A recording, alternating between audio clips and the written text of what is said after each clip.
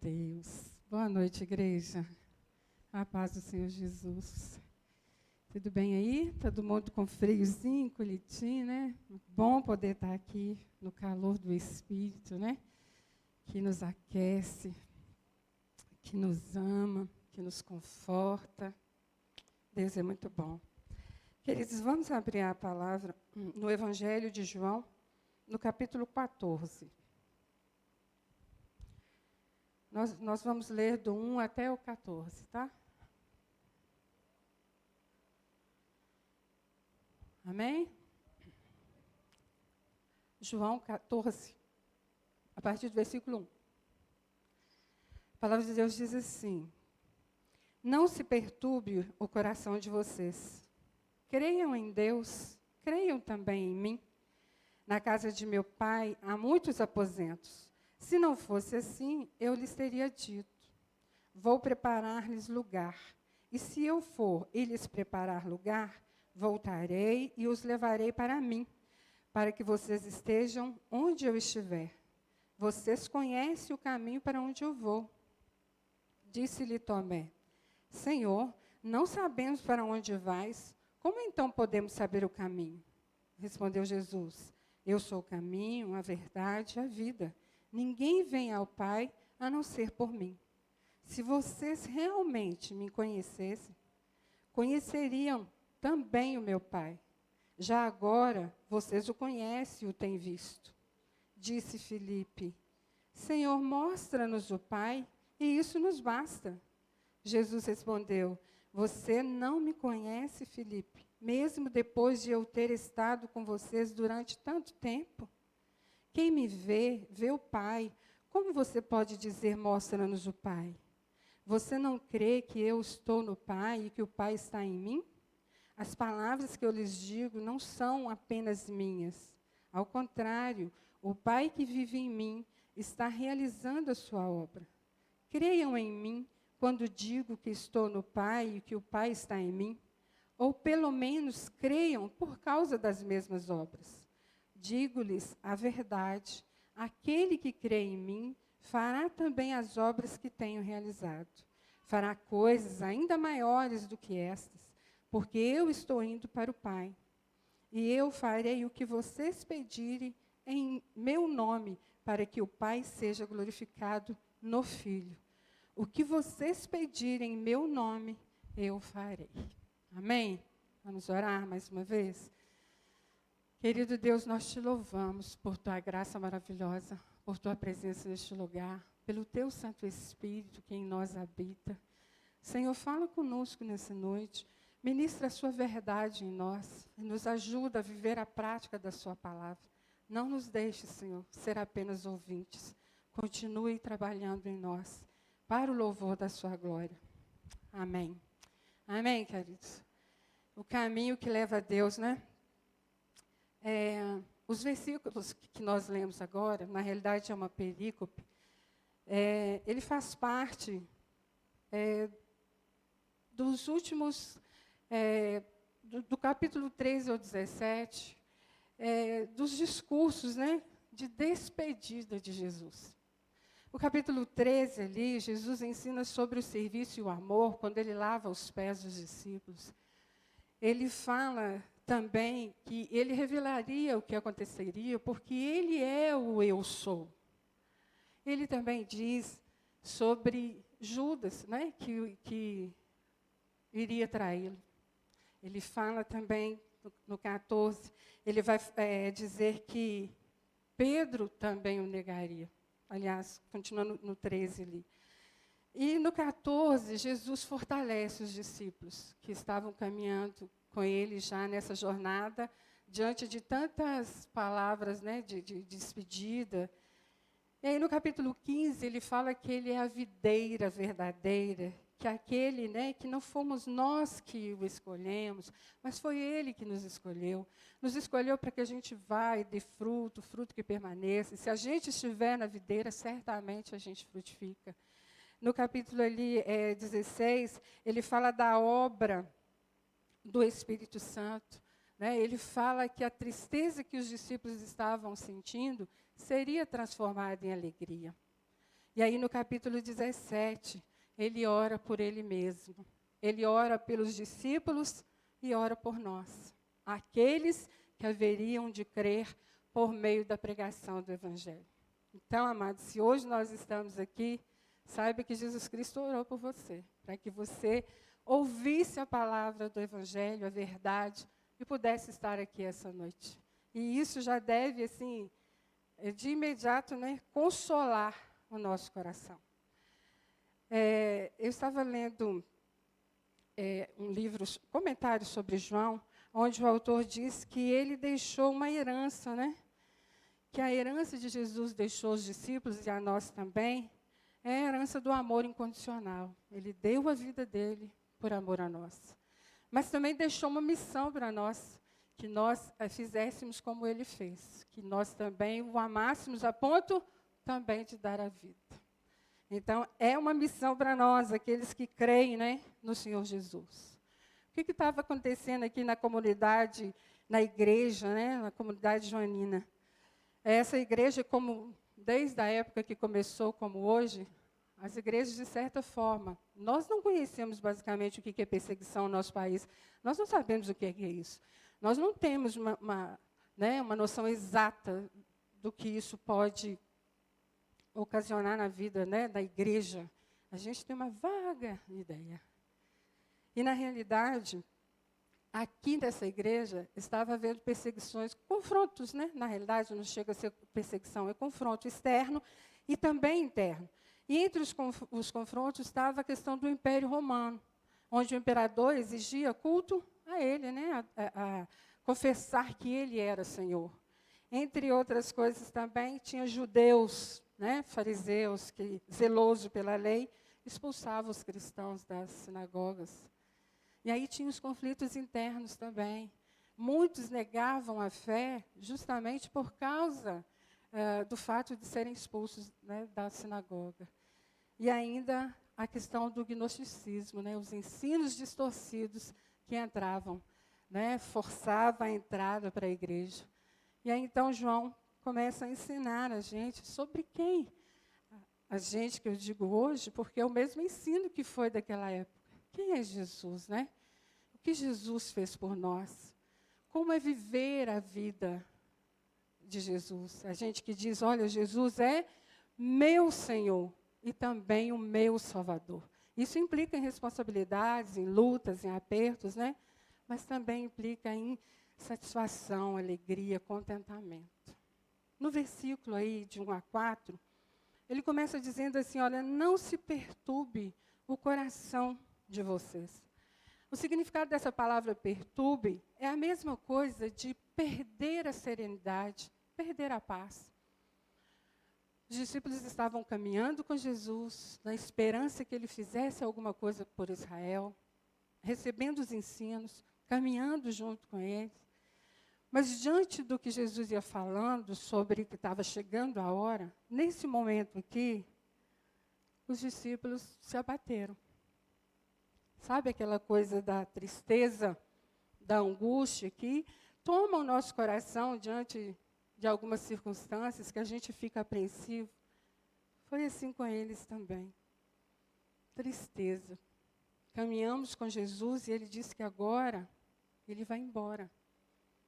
Toda a nossa esperança, o nosso sonho, ainda que com ele aqui, conosco, parece não vai acontecer. E aí, então, abate a tristeza, o coração fica perturbado, a serenidade vai embora. E começa, né, vir aí uma falta de paz. E aí Jesus os fortalece quando ele fala assim, creiam em Deus. Tem algumas possibilidades que eles falam assim, vocês já creem em Deus, então creiam também em mim. Mas eles chegam a um consenso de que Jesus está falando assim, olha, renova a sua fé, creiam em Deus e creiam também em mim. E aí, Jesus faz uma promessa para eles, nesse fortalecimento de crer. Olha, lembra? Ele diz assim, olha, eu vou sim, vou preparar lugar, mas eu vou voltar. Jesus já voltou? Ele já cumpriu essa promessa? Em parte ele cumpriu. Porque tão logo cumpriu a ressurreição, ele voltou. Ele se encontrou com seus discípulos. Mas nós cremos que essa promessa vai ser completa na íntegra quando? Quando Jesus voltar. Amados, somos passivos da mesma situação dos discípulos aqui, quando, diante da circunstância que vivemos, das expectativas que nós temos, dos planos que fazemos, às vezes a gente é tomado por essa perturbação, por essa angústia, sabe? Por esse desânimo. E aí a palavra de Deus vem falar para nós essa noite a mesma coisa que Jesus falou com os discípulos. Fala para mim e para você, creiam em Deus, creiam em Jesus. Independente da situação que você possa estar vivendo, independente da tristeza que está aí no seu coração, independente da serenidade que te foi tomada por alguma coisa que aconteceu, ou de repente a paz, sabe, começa aí e você começa a ficar angustiado demais. Traz para a sua vida hoje o que Jesus trouxe para a vida daqueles discípulos. Sabe, creiam. Crer não é fácil não, queridos, porque crer é viver sem pegar, né? Sem ver o que de fato está acontecendo. É algo que Deus fundamenta dentro da gente. E muitas vezes a gente quer pegar, a gente quer tocar, a gente quer ver acontecer, a gente quer resposta, a gente quer ver cumprido a situação. E Deus não nos permite. Por quê? Porque nós fomos chamados a viver pela fé. Então, ser animado para mim e para você nessa noite, sabe, sondar o nosso coração e ver aí o que está te perturbando. É hora de nós lembrarmos em quem nós cremos, os planos de Deus, o que Ele fez. É o que João ensina para nós aqui, quando Jesus fortalece os discípulos, falando, olha, creiam, eu vou, mas eu não vou abandonar. Eu vou, mas eu volto para vocês. Eu vou preparar lugar, aposentos, para que vocês estejam comigo. E isso nos dá também uma esperança, né, queridos? A morte para nós não é o fim. Nós caminhamos com Cristo, pregamos a Cristo, vivemos a Cristo, e quando chegar a hora dele nos chamar, até que Cristo volte e restabeleça a ordem natural que Deus fez de novos céus e novas terras, o que acontece? Nós teremos um lugar junto dele. E isso precisa consolar o nosso coração em meio às angústias, em meio às dores, às tristezas, né? Em meio a tudo que a gente está sujeito nessa vida. Nós temos Cristo. Ele foi preparar lugar. Ele já voltou em parte, ele voltará totalmente, é a sua palavra.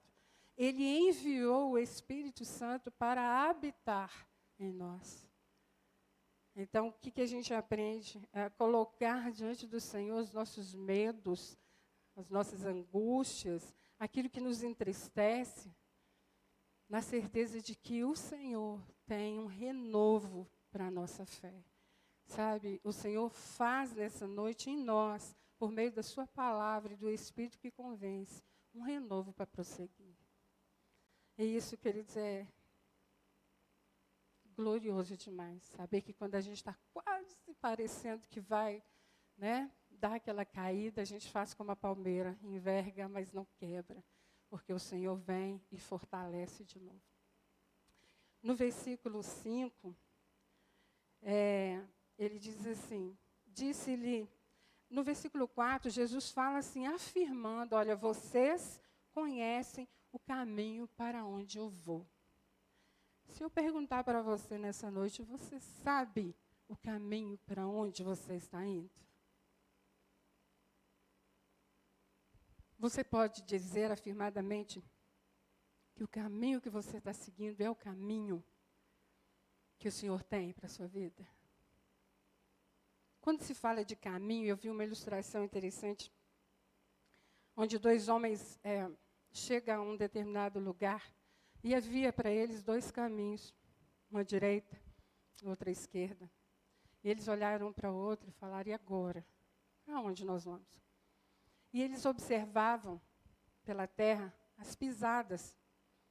E eles começaram a observar que de um lado havia muito mais pegadas. E do outro era bem menos. Aí o que eles fizeram? Vamos por aqui. Todo mundo está indo por aqui. E eles foram. Quando chegaram no lugar, havia um rio muito manso, muito tranquilo. E eles falaram, tranquilo, dá para chegar onde a gente precisa. Só que quando eles descem esse rio, que parecia tão tranquilo, tão amável, havia em meio dele um redemoinho, onde eles foram tomados e não sobreviveram. E aí, na escolha do caminho, o que a ilustração quis ensinar para nós? Porque quando eles olharam as 2 opções, o lado direito tinha um detalhe que eles não prestaram atenção. Havia pegadas que iam, pegadas que voltavam. E nesse caminho que eles escolheram por ter mais pegadas, só tinham pegadas que iam. E aqueles que escolhiam aquele caminho, certamente não voltavam mais, porque o rio os trazia para ele. E essa coisa de caminho, ela precisa ficar bem definida na nossa vida, porque quando Jesus fala que, olha, vocês conhecem o caminho. Eles deveriam conhecer o caminho. Eles estavam andando com Jesus. Eles viram milagres, eles viram cura, eles viram ressurreição, né? Assim, eles viram ressuscitação. Então, de repente, eles olham e falam assim, qual é o caminho? E aí Jesus afirma, né, que Ele, Jesus, é o caminho. E de acordo com o Antigo Testamento, queridos, o caminho era a lei. Era o que era ensinado na lei. Era o que Deus ensinava na lei. Então, o meu caminho, verdade, vida, estava baseado no que a lei dizia. Mas aí a Bíblia ensina para a gente que o fato de praticar a lei, que eles acreditavam chegar a Deus, elas, de fato, não fazem isso. O livro de Hebreus, no capítulo 7, 19, fala assim, pois a lei não havia aperfeiçoado coisa alguma, sendo introduzida uma esperança superior pela qual nos aproximamos de Deus. Como é que nós aproximamos de Deus? Por isso Jesus fala assim, olha, somente por mim, somente através de mim é que você vem ao Pai. Então, muitas vezes você fala, sei disso. É evangelizado esse versículo. Jesus é caminho, verdade e vida. Mas quando nas aflições, das angústias e, né, nos intempéries da vida que todos vivem, será que às vezes a gente também não é tentado a dizer qual é o caminho? Parece que não tem saída, parece que não tem jeito, e aí Jesus volta para nós nessa noite e fala assim, eu sou o caminho. É por meio, é junto, é comigo que você pode chegar junto ao Pai. O acesso está livre, porque você está comigo. Por meio de Cristo, eu e você fomos feitos filhos de Deus. Não mais escravo, né, do pecado, não mais debaixo da condenação, mas somos livres para caminhar no Senhor. E Ele nos lembra que nas adversidades que às vezes a pessoa fala assim, não tem jeito, não é possível. Deus nos lembra, creiam em Deus, creiam em mim. Eu sou o caminho. E você vai ser conduzido ao Pai por meio, junto comigo. E aí ele diz também no versículo 6, dizendo que Ele é a verdade. Que verdade? A verdade que significa fidelidade. No versículo 18, diz assim que João esclarece ali que ninguém jamais viu a Deus, quem nos revelou a Deus foi o Filho único que está junto ao Pai. Jesus revelou Deus. Essa é a verdade. Ele veio executar o plano de Deus. Que plano é esse? Em João 3,16 ele fala o quê? Que Deus amou o mundo de tal maneira que ele enviou o seu Filho, não é? Para que aqueles que crescem pudessem ser salvos. Então Jesus estava cumprindo o projeto de Deus, o plano de Deus. E Jesus estava cumprindo lá e ele cumpriu aqui. Amém? Ele cumpriu na minha vida, ele cumpriu na sua vida. O que está lá em Lucas 19:10, que diz assim: pois o Filho do Homem veio buscar e salvar o que estava perdido. Desde o início, Deus disse que não mataria, né? Mas que resgataria. E hoje eu e você estamos de novo juntinhos do Pai, porque Jesus Cristo cumpriu o seu projeto. Ele buscou aqueles que estavam perdidos. Você estava perdido? Você tem essa convicção de que você estava indo para o caminho que tinha muitas pegadas, mas que quando chegasse lá não haveria mais vida? E aí o Senhor te traz para Ele, porque Ele é o caminho, Ele é essa verdade. A verdade, né, que nos fortalece. E aí, no versículo 6, também ele fala que Jesus é a vida. Nós só temos vida por causa de Cristo.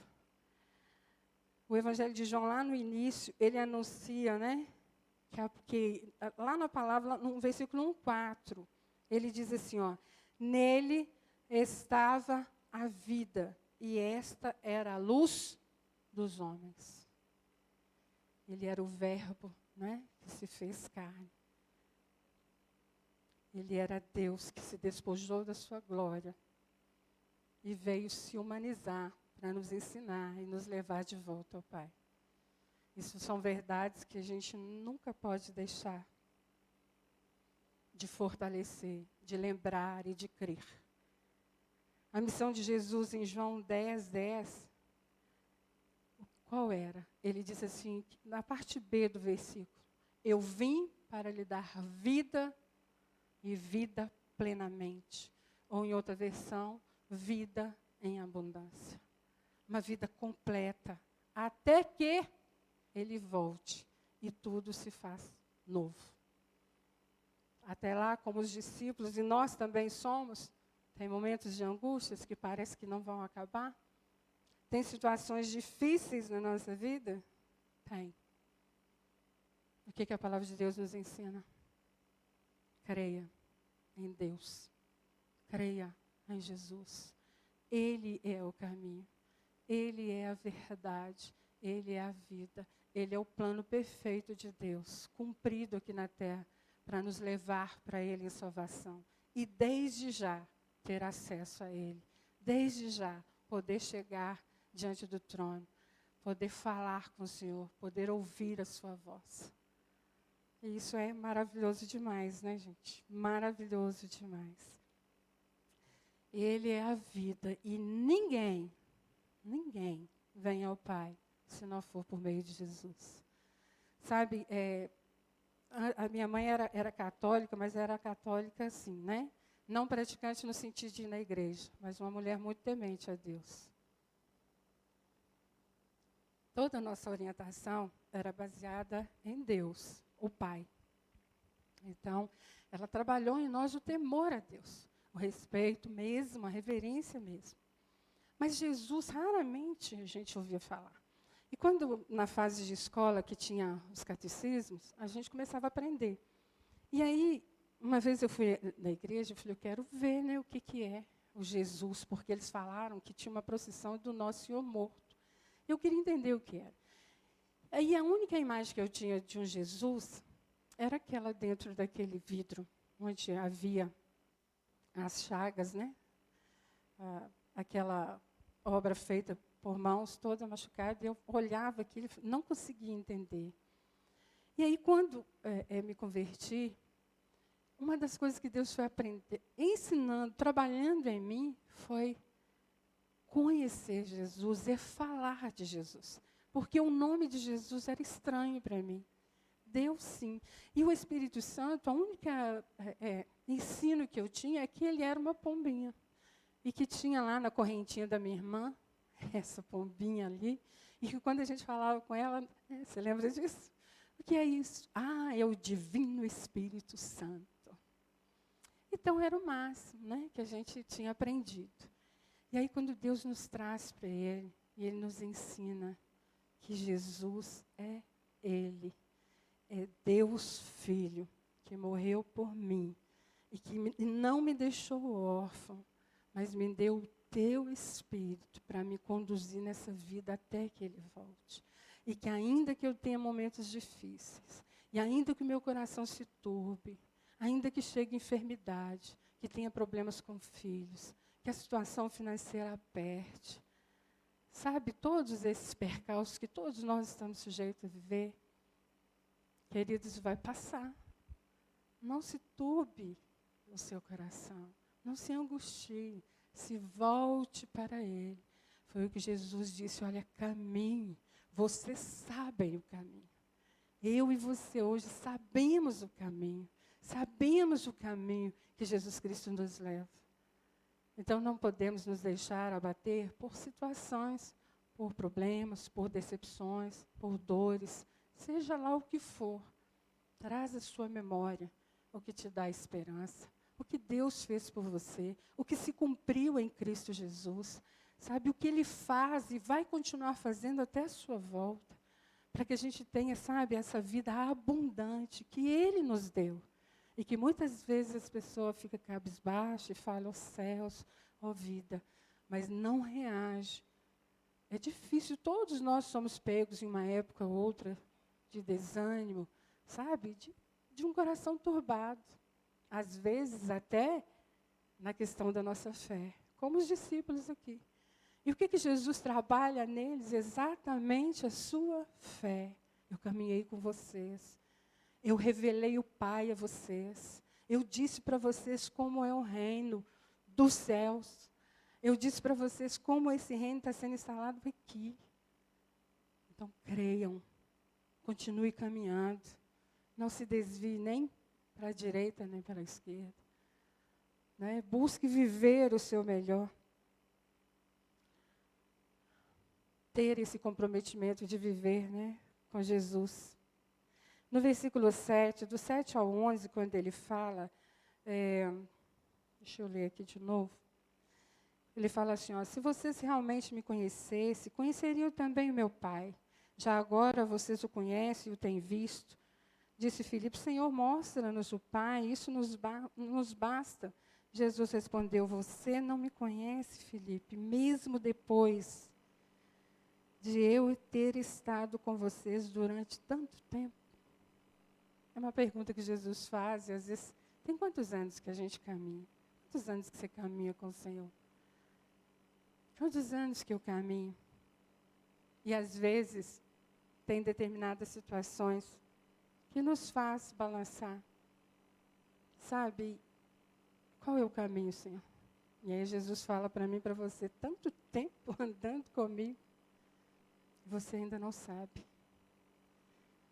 Queridos, que isso possa ser resgatado, sabe, em nossa vida. Trazendo essa verdade, de lembrar aquilo que Cristo nos lembra. Sabe, que Ele está comigo, porque Ele disse para os discípulos, e por extensão nós também o somos, que Ele estaria conosco até a consumação do século. Tem dias que você pode achar que Ele não está. Tem dias que parece que você ora, mas que Deus não está escutando. Na realidade, é você mesmo, né? Porque Ele sempre nos ouve. Ele sempre está conosco. Porque é promessa. E a Bíblia diz que fiel é aquele que fez a promessa. Nós podemos falhar com os outros podem falhar conosco.